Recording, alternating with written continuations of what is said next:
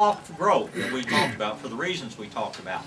It's going to take a while for that foliage to harden off, to become more resistant to cold weather. If you go out and prune your plants in October and they put on this big flush of growth and we have a hard freeze the second week of November, that new growth is all going to freeze. Boxwood, one of the hardiest, most cold hardy things in the world. But you prune it off, get that nice soft growth, it gets 25 degrees, all that new growth is dead and the plant has to start all over. So we never want to prune and stimulate new growth when we are likely to have really severe weather. Okay, now we're moving into when you prune. So like I say, trees, you can do it virtually any time. Deciduous trees, I like to do it when the leaves are off of them. Tropical plants, or flowering tropical plants, do it while they're in bloom if you're wanting to get fruit. Others, try to do it in spring if at all possible. What about shrubs and vines and things like that? Well, the next question you have to ask yourself is the blooms that come out on that plant. Are the blooms going to be on old wood, wood that grew last year, or are the blooms going to be on new wood that grows this year? Examples of plants that bloom on old wood are things like spirea, Indian hawthorn, flowering quince. In the case of vines, there are things like wisteria, Carolina jessamine, it's not jasmine, Carolina jessamine that blooms with the yellow flowers. Primrose jasmine is a shrub that blooms with yellow flowers in the spring. Mountain laurels. These are all things that bloom, and climbing roses, I should throw that in there. Most climbing roses, as opposed to bush roses, most climbing roses bloom on old growth, growth that grew last summer.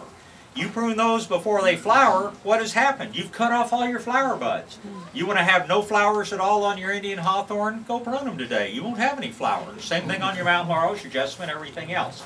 So if a plant flowers in the spring on old wood, and most early spring flowering plants are blooming on old wood, you let those plants flower and then you prune them immediately afterwards. A lot of folks grow Indian hawthorn. A lot of people kill Indian hawthorn because they put it in the shade and put it in lousy soil. But Indian hawthorn's a good example. Let them bloom. Enjoy all those beautiful flowers. And between the time the flowers start to fade, very shortly thereafter, you'll see the little new growth beginning to come out.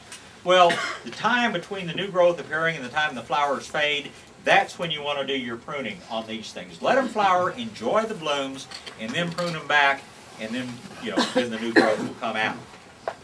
Plants that bloom on new wood, which is bush roses, which is crepe myrtles, which is altheas. Oh, most of your summer flowering plants, those things are going to bloom on wood that grows in the spring. So we would like to prune those things before the growth starts. Green shrubs, Pittosporum, Viburnum, Photinias. I'm afraid a few of y'all still have Photinias. You prune those things off at ground level and plant a decent plant in there. But anyway, boxwood, ligustrum, things like that. The ideal time to prune those plants is just before new growth begins. If you're in San Antonio, that's right now. If you're way south of town, that was 2 weeks ago. If you're in the hill country, 2 weeks from now. But those dates aren't firm. But your best bet is to watch. When you see the new buds just starting to swell, that would be an ideal time to prune green shrubs and summer flowering shrubs. Yes, ma'am?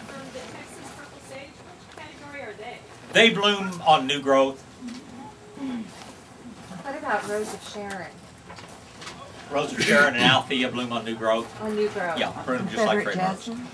Bob, I've got 3 hibiscus in the ground, about 6 or 7 feet tall.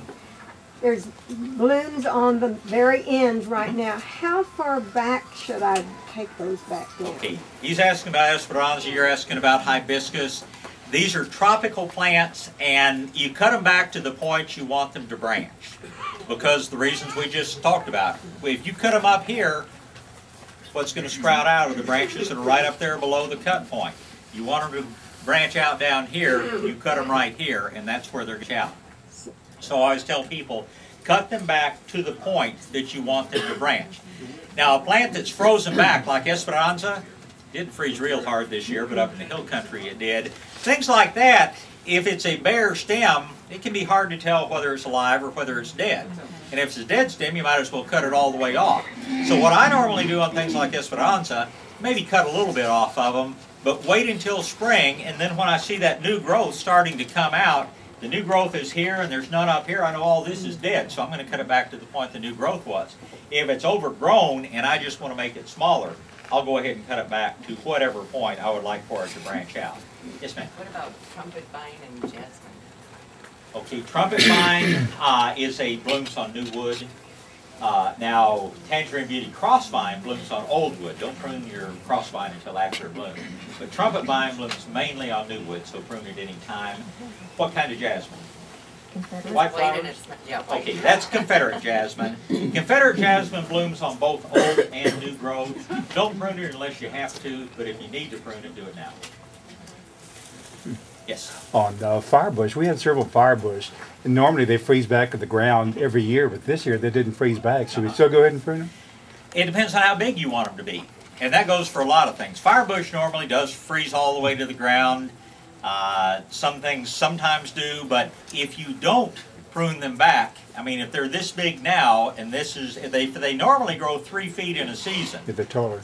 then they're going to be 6 feet tall at the end of this season. If that's too big, go ahead and prune them back. Okay. If you want to brag to your neighbors and want to have 6 foot tall firebush for whatever reason, leave them alone. Okay. You don't have to prune them. Remember, you don't have to prune anything. I mean, Mother Nature's way of pruning is tornadoes and ice storms and things like that. And most plants, you are not doing them a favor by pruning them. You're not helping the plant in any way except taking off, sprouts below the rootstock.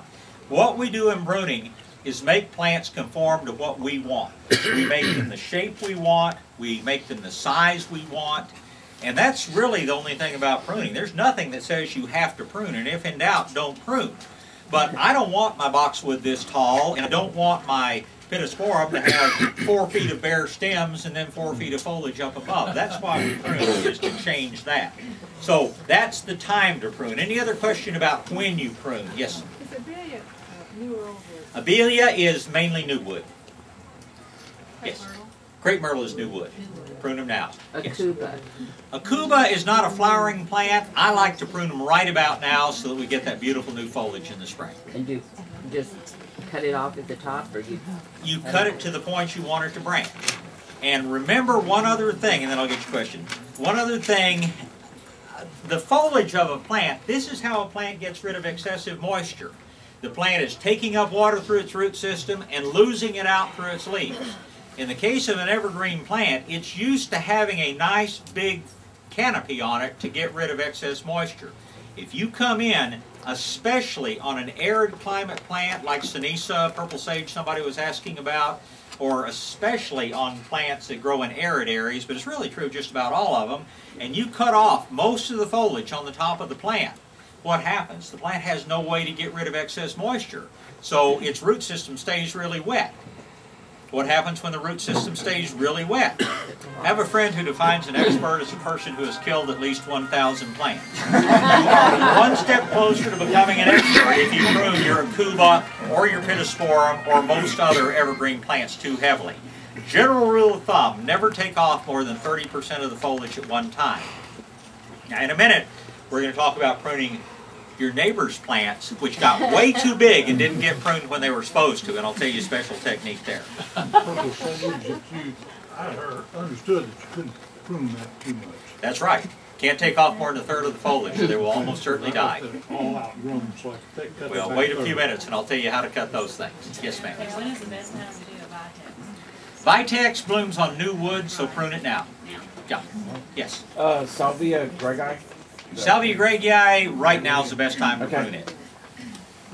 Yes. Mallow hibiscus. Mallow hibiscus dies to the ground. Cut it off at ground level.